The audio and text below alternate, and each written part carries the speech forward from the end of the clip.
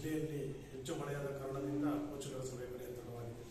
ನಿಮಗೆಲ್ಲರೂ ಗೊತ್ತಿದೆ, ನಮ್ಮ ಸರ್ಕಾರಿ ಪರೀಕ್ಷೆಗಳಲ್ಲಿ ಕಳೆದ ವರ್ಷ 100% ಫಲಿತಾಂಶ ಬಂದಿದೆ. ಅದಕ್ಕೆ ನಮ್ಮ ಶಿಕ್ಷಕರ ಪರಿಶ್ರಮ, ನಿಮ್ಮ ಪೋಷಕರ ಸಹಕಾರ, ಮಕ್ಕಳ ಕಲಿಕಾ ಒಂದು ತುಡಿತ ಎಲ್ಲರೂ ಕಾರಣಕರ್ತಾಗಿದ್ದಾರೆ.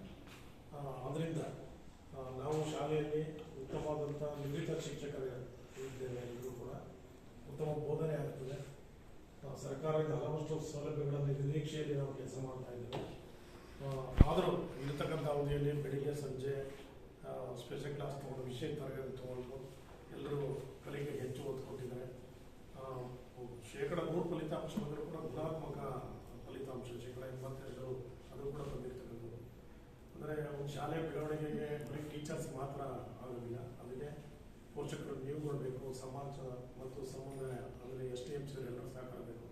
ಹಾಗಿದ್ದರೆ ಶಾಲೆ ಅಭಿವೃದ್ಧಿ, ಫಲಿತಾಂಶ, ಶೈಕ್ಷಣಿಕ ಅಭಿವೃದ್ಧಿ, ಮಕ್ಕಳ ಕಲಿಕಾ ಪ್ರಗತಿ ಆಗ್ತದೆ.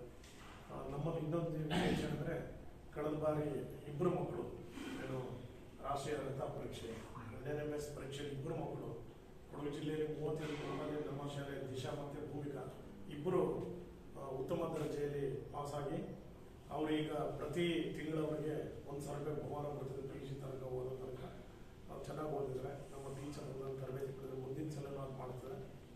ಅದರಿಂದ ನೀವೆಲ್ಲರೂ ಕೂಡ ಏನು ಮಾಡಬೇಕು, ಪೋಷಕರ ಸಭೆ ಮತ್ತು ಬರ್ತಾ ಇರಬೇಕು. ಆಗಾಗ ನಿಮ್ಮ ಮಕ್ಕಳ ಕಲಿಕೆ ಬಗ್ಗೆ ಬಂದು ಟೀಚರ್ಸ್ ಭೇಟಿ ಮಾಡಿ ಅವರ ಹತ್ರ ತಿಳ್ಕೋಬೇಕು. ಮನೆಯಲ್ಲಿ ಅವರು ಕಾಲಹರಣ ಮಾಡೋದಕ್ಕೆ ಹೆಚ್ಚು ಓದಲಿಕ್ಕೆ ಅವಕಾಶ ಕೊಡಬೇಕು.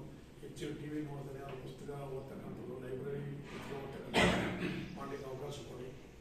ಹಂಗಾದಾಗ ಏನಾಗ್ತದೆ, ಮಕ್ಕಳು ಸರ್ಕಾರ ಉತ್ತಮವಾದಂಥ ಶಿಕ್ಷಣ ಕೊಡಲಿಕ್ಕೆ, ಗುಣಮಟ್ಟದ ಶಿಕ್ಷಣ ಕೊಡಲಿಕ್ಕೆ ಒಳ್ಳೆ ಕೆಲಸ ಮಾಡ್ತಾ ಇದೆ.